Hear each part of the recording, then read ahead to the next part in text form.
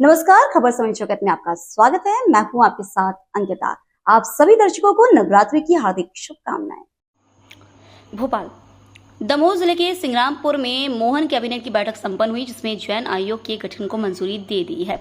मंत्री प्रहलाद पटेल ने बताया कि मध्य प्रदेश में इस बार दशहरा रानी दुर्गावती के नाम मनाया जाएगा। वहीं लाडली बहनों के खातों में 1574 करोड़ रुपए ट्रांसफर किए गए हैं। उन्होंने बताया कि रानी दुर्गावती संग्रहालय मदन महल पहाड़ी के चारों तरफ विकास कर डेवलप किया जाएगा। इसके लिए एक समिति बनाई है, जिसमें 4 मंत्रियों को शामिल किया गया है। इसमें थिएटर और ओपन थिएटर भी होगा। नर्सिंग कॉलेज में 2 श्रेणियां थी, लोक स्वास्थ्य एवं चिकित्सा शिक्षा विभाग। पहले एमपी सरकार ने चिकित्सा विभाग और चिकित्सा शिक्षा विभाग को एक ही मंत्रालय बना दिया था। अब फिर से शासकीय और स्वशासी महाविद्यालय को एक ही यानी शासकीय महाविद्यालय कर दिया गया है। रानी दुर्गावती श्री अन्य प्रोत्साहन योजना प्रति हेक्टेयर 3900 रुपए किसान को दी जाएगी। इसका लक्ष्य 1 लाख हेक्टेयर का है। कूदू कुटकी और रागी जैसी चीजों का उत्पादन बढ़ाने का लक्ष्य है। मंत्री प्रहलाद पटेल ने बताया, हैदराबाद में 16 अक्टूबर को रोड शो होगा। भोपाल में माइनिंग कॉन्क्लेव 16-17 और रीवा में 23 अक्टूबर को रीजनल इंडस्ट्री कॉन्क्लेव होगी। मंत्री जी ने पहले ही दिन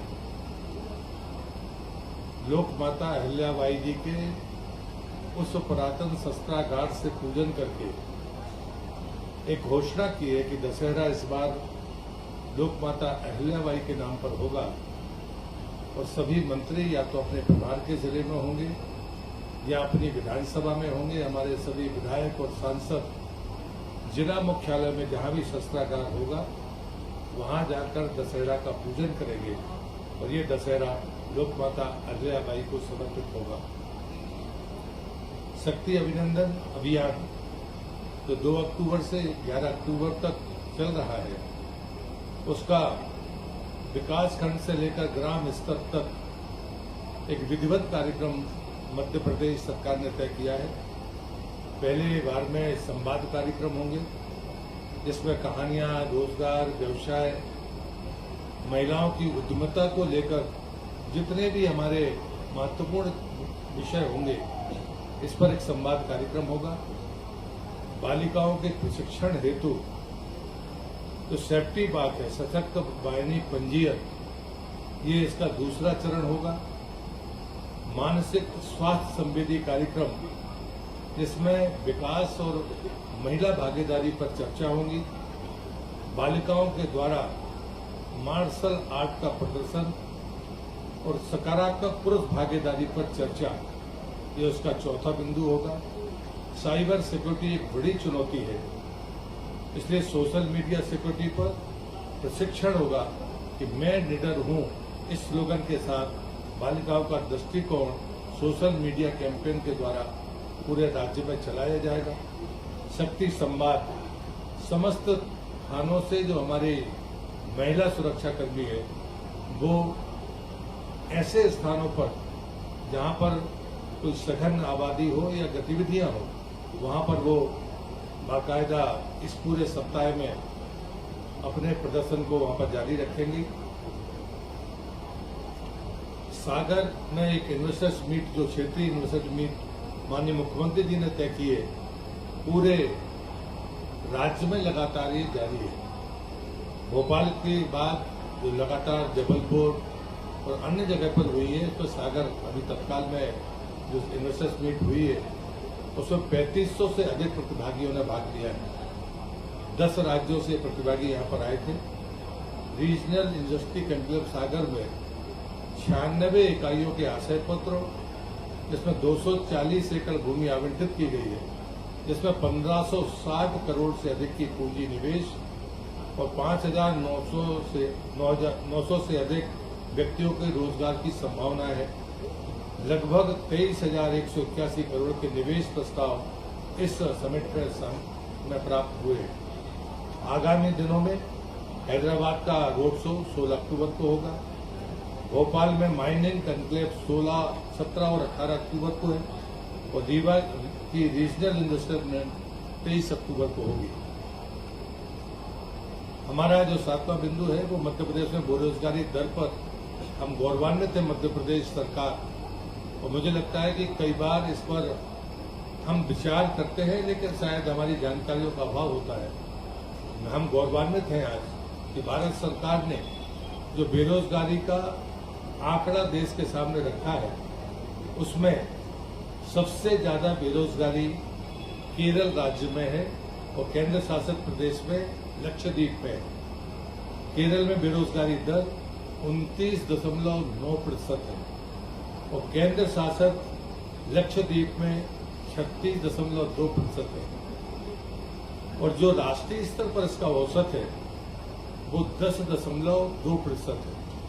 लेकिन मध्य प्रदेश सबसे नीचे कुल 2.6% बेरोजगारी दर के साथ हमने जो सफलता अर्जित की है आज हम सबके लिए आज के दिन को मैं मानता हूं कि ये आंकड़ा हम सबको गौरवान्वित करता है। इस बात के लिए भी मैं माननीय मुख्यमंत्री जी का आभारी हूं। आज हमारी 3 स्कीमों में हम यहाँ पर खाते में पैसा डाल रहे हैं तो माननीय मुख्यमंत्री जी अभी काम कर ही रहे हैं। लाडली बहना योजना के अंतर्गत अक्टूबर माह 2024 की राशि 1574 करोड़ अभी सिंगल क्लिक से आज के ही दिन डाली जा रही है।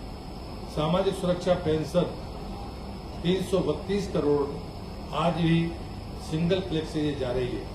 प्रधानमंत्री उज्ज्वला योजना अंतर्गत समस्त एलपीजी गैस कनेक्शन धारी उपभोक्ताओं तथा गैर पीएम उज्ज्वला योजना श्रेणी की लाडली बहना लाभार्थियों को जून 2024 की जो गैप की राशि है 28 करोड़ वो भी आज सिंगल क्लिक से डाली जा रही है।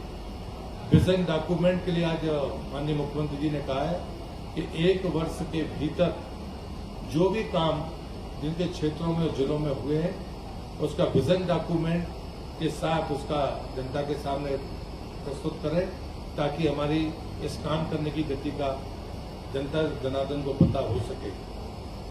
आज हमारे नए मुख्य सचिव की उपस्थिति में पहली कैबिनेट की बैठक थी। 1989 बैच के आईएएस जो भारत सरकार में भी बड़े महत्वपूर्ण पदों पर रहे हैं, राज्य के तमाम विभागों को उन्हें संभाला है। उनकी आज पहली कैबिनेट में उनकी उपस्थिति थी। माननीय मुख्यमंत्री जी सहित मंत्रिपरिषद ने उनको शुभकामनाएं दी हैं और हमारी पूर्व मुख्य सचिव जिन्हें 10 माह तक इस राज्य में मुख्य सचिव के तौर पर काम किया है उनके प्रति भी आभार व्यक्त किया गया है मंत्रिपरिषद के द्वारा। आज वीरांगना रानी दुर्गावती की जन्म जयंती के दिन जो हमारी एक महत्वपूर्ण योजना है उसका नाम रानी दुर्गावती जी के नाम से श्री अन्न प्रोत्साहन योजना।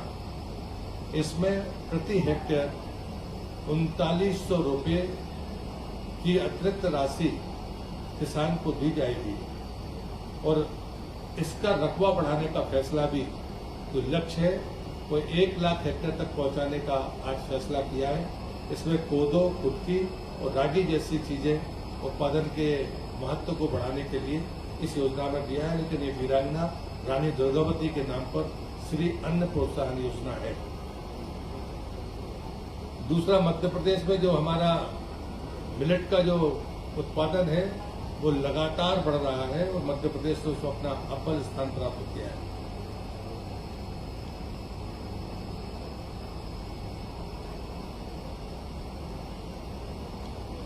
सहकारिता विभाग में मध्य प्रदेश एक बात के लिए और जाना जाता है कि हम 0% ब्याज की दर पर किसान को कर्ज देने का काम करते हैं और इस बात का भी आज मंत्रिपरिषद ने आज ही के दिन फैसला किया है कि हम इस योजना को जारी रखेंगे और इसमें एक अंश भारत सरकार देती है और एक अंश मध्य प्रदेश सरकार देती है।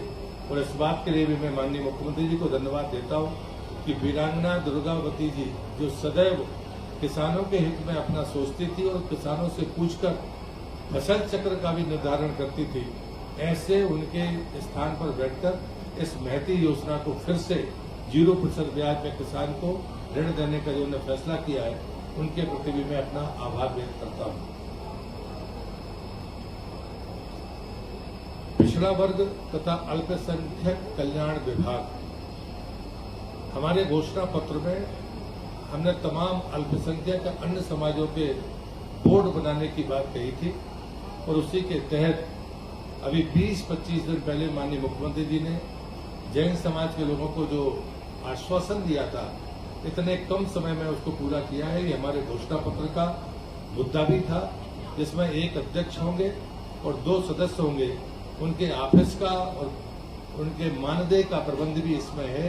और साथ में ये भी मुख्यमंत्री जी ने घोषणा की है, क्योंकि जैन समाज में दिगंबर जैन समाज है और श्वेतांबर जैन समाज है, तो 2 वर्ष दिगंबर जैन समाज के अध्यक्ष होंगे का कार्यकाल होगा और 2 वर्ष श्वेतांबर जैन समाज का कार्यकाल होगा। ये महत्वपूर्ण फैसला आज कैबिनेट में लिया गया। अंत में हमारे जो दमोह के लोग होंगे, वैसे तो राज्य के लिए भी ये बहुत महत्वपूर्ण है कि दमोह जिले में एक हवाई पट्टी है जिसका राजस्व का जो टाइम था लीज का वो समाप्त हो गया और अब वो मध्य प्रदेश सरकार की संपत्ति है। आज सैद्धांतिक सहमति हमारे कैबिनेट ने मंजूर की है कि हम उसे उन्नत करके हवाई पट्टी बनाएंगे। इस बात के लिए भी मैं माननीय मुख्यमंत्री जी को धन्यवाद देता हूं। दूसरा, रानी दुर्गावती संग्रहालय मदन महल किले के चारों तरफ जो पहाड़ी है उसको भव्य रूप से बनाने का फैसला मध्य प्रदेश सरकार ने किया है। साथ में चूंकि सारी चीजें उसमें जुड़ जाएं, उसके और भी विस्तार तरीके से विचार हो, इसमें माननीय मुख्यमंत्री जी की अध्यक्षता में एक समिति बनी है ताकि सारी बातों को उसमें दिया जा सके। उसमें हमारे स्थानीय मंत्री माननीय श्री राकेश सिंह जी, हमारे जनजातीय मंत्री माननीय विजय शाह जी, उसमें मेरा भी नाम है और यहाँ पर्यटन मंत्री धर्मेंद्र लोधी जी, ये समिति के सदस्य होंगे। और ये समिति ये तय करेगी कि वास्तव में उस उतने लंबे चौड़े क्षेत्र में किस प्रकार से डेवलपमेंट हो ताकि वीरांगना रानी दुर्गावती जी के उन तमाम व्यक्तित्व को निखारा जा सके, चाहे वो न्याय से जुड़ा हो, चाहे वो जल प्रबंधन से हो, चाहे उनकी प्रशासनिक क्षमता हो, चाहे वो किसान कल्याण की उनकी मनोवृत्ति हो। जितने भी प्रकार के उनके फैसले हैं वो सब उस संग्रहालय में दिखें जो ओपन होगा, जिसमें सभी प्रकार की सुविधाएं होंगी, जिसमें थिएटर भी होगा, ओपन थिएटर भी होगा, जितने प्रकार के अनाज के या जनजातियों की रहन सहन की जितनी भी विधियां हो सकती हैं वो सब वहां पर मौजूद हो। इस बात के लिए माननीय मुख्यमंत्री जी की अध्यक्षता में इस समिति का निर्माण किया है ताकि वो जल्दी इस बात को आगे बढ़ाकर उसको भव्यता और दिव्यता प्रदान कर सके। मैं अपनी बात यही समाप्त करता हूँ। खबर समय जगत के लिए संवाददाता आदित्य सराठी की report. For latest news, subscribe to our channel and press the bell icon.